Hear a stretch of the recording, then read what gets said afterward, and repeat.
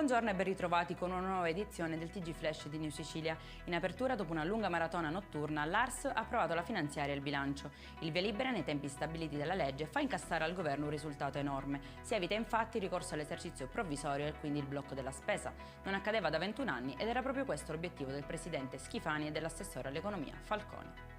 Ancora sangue sulle strade siciliane. Per ultimo un incidente mortale si è verificato ieri sera a Santa Maria di Licodia, in provincia di Catania.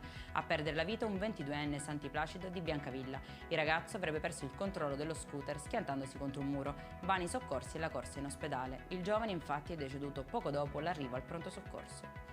Tragedia sfiorata nel centro storico di Catania. Un 48enne ha tentato il suicidio lasciando aperta la bombola del gas all'interno del piccolo appartamento dove viveva da solo.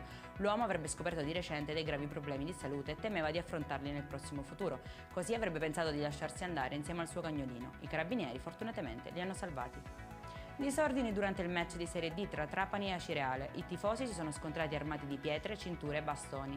Nel prepartita invece avrebbero utilizzato anche una transenna come ariete. Scattano pertanto 12 daspo. Movida violenta a Gela, incastrati 7 soggetti, di cui 2 minorenni, protagonisti di una furiosa lite nei pressi di un bar del quartiere Caposoprano.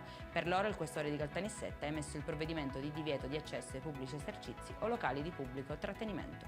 Per questa edizione è tutto, prossimo appuntamento alle 19:30. Buona giornata.